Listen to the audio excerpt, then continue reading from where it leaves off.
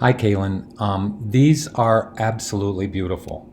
I really, you have a really good control and a feel for these gradient meshes, especially in this one, which I shouldn't have closed. But I think that this one that you did was amazing. I just turned off that background and I looked at it, and it's beautiful. The only recommendation I would give is, and I know this one might not be completely finished, but I know the glass vase probably picked up enough of a value that I'm sorry, it picked up enough highlights that you could actually bring the front of that vase closer to me. I'll show you what I mean in a second. Okay, I made a shape for the top. It doesn't matter that it's not perfectly to the reference, but I made a little shape here to show you the top of the glass. Okay, and I want to show you something cool, both in a regular shape like I just did for you, and in the gradient mesh, because this gives a person a tremendous amount of control. So what I wanted to do first was to show you that I made a shape, and I'm just going to click this button right here. Let me click on the shape actually, and I'm going to just transfer it to a fill. Okay, no big deal. Now I'm going to click I'm sorry, I need to Command Z back, and I need to make sure the fill is in the front. So, okay, now I'm going to just fill it like this. Now, see this gradient palette? It's really cool because it has also an opacity thing. So watch how I can take this white here, put it in the middle, right there. I can also cover up the black that's on the end because I want to show you something very cool. Now I can take this little indicator here and force that middle color over to the left and to the right. Now watch what I can do. Well, I can't grab that. Okay, I did. Now watch what I can do here when, that should be over here. Okay, watch what I can do here when I click on the left part of this. I can actually put the opacity to either none or a little. I'll put it to none. So you can see that it blends right out. Now let me put the opacity on the right hand one to none, to 0. And now when I click away, Kaylin, look at how that just adds a really beautiful effect to that glass. It's gorgeous. So I just wanted you to see that. I'm going to make that a little thinner. Whoops. I'm going to make this one a little thinner. Let me click just that one right there. Okay. Now what I wanted to show you in a similar fashion. This is beautiful. Your flowers here are absolutely stunning and one of the best that I've ever seen. Okay, that's my whole take on this. You're very, very talented. You really are. Now, what I want to do, let me see what that looks like without the background. Okay, I want to, actually that even looks good there with the white showing on the vase. But anyway, so let me go to your other piece here. Okay, now watch what you can do with a gradient mesh.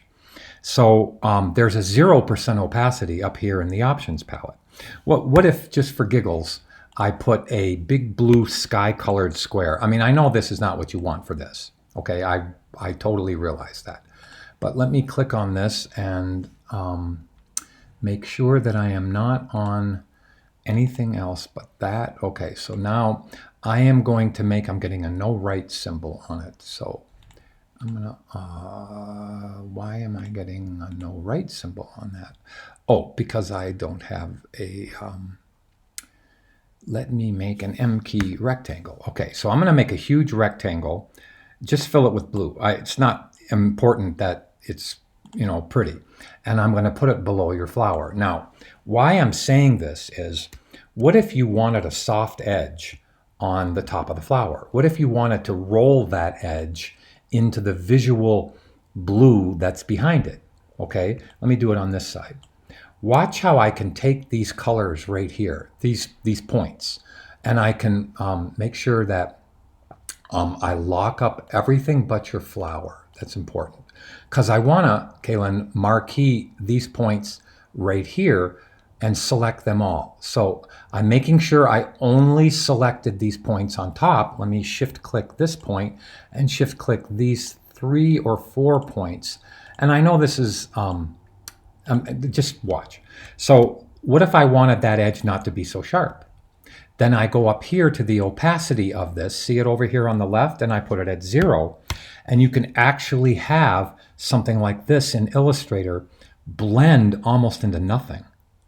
And that is so powerful. It is. Watch how part of this, especially if I put another grid line in there, let me Command Z back and put in another U key grid line. So I'm going to click this and click another grid line right there.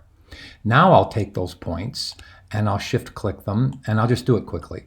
And I'll vignette those back into the background. So I'll take those, now that I've Command Z back, I'll put them at 0, and then I'll do the same thing to here. So I'll grab these points here by shift clicking with the direct selection tool, and I'm going to take these points, and even the top point right there, and that one, and whatever, and let's put those at 0. So I'm not saying that that's what you wanted to do with this, but look at how that blends that right into a sky. So could you imagine actually doing white clouds in Illustrator, and then if you want a white cloud to blend out into the background, you just click the edge points and you make their opacity 0. So my whole little technique here to you is these points that are inside a mesh can either be at, well, they can be at 100% like you have them, or they can actually, as I'm going to marquee these on the bottom here, they can actually vignette out into, whoops, nothing. As you can see, look at how nice that adds that gorgeous ability to take Illustrator, make it look more like Photoshop. So very cool. I just wanted you to see that, and I also wanted you to see this, the way that I blended out the gradients here. Okay, that's really beautiful. And your flowers, again, are just gorgeous. Very good job. Very proud of you.